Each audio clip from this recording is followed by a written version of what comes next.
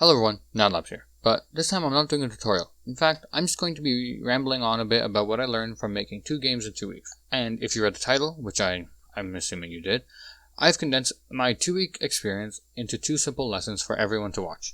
Even for people who don't make games, please, you might want to listen to what I've learned by working on 2 slightly large projects.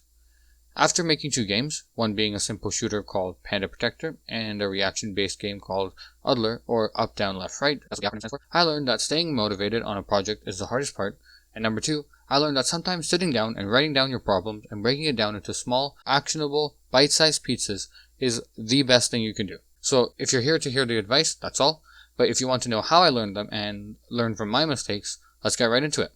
So lesson 1 is genuinely from the first game alone. It took me 2 weeks to complete this game, and if you look at this gameplay, it looks like something anyone can make in 2 days, if they have moderate Godot experience. The reason it took me 2 weeks is that I was lazy. And this is a lesson for everyone, right?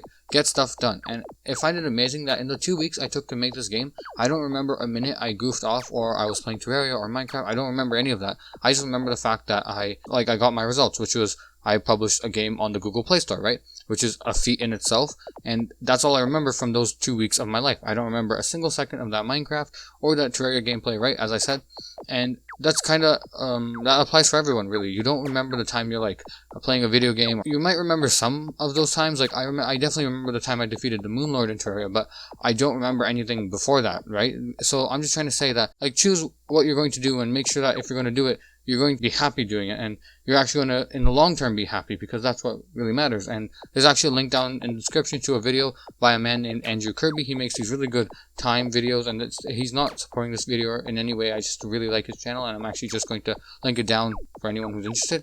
And I'm just going to move on to the second lesson now.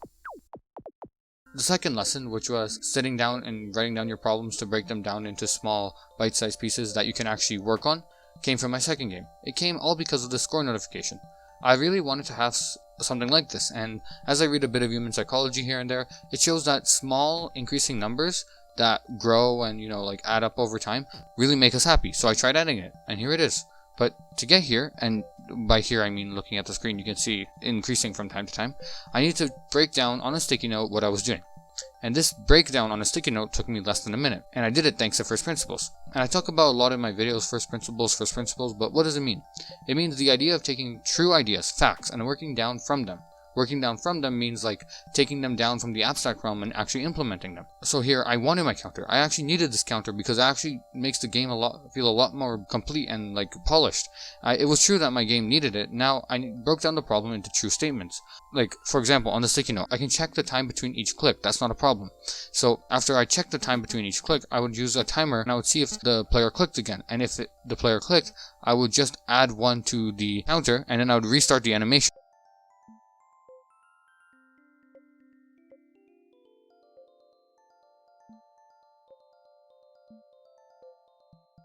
And this is just a way that you can break down problems that you have at school or at your work, or some giant problem that's really bothering you.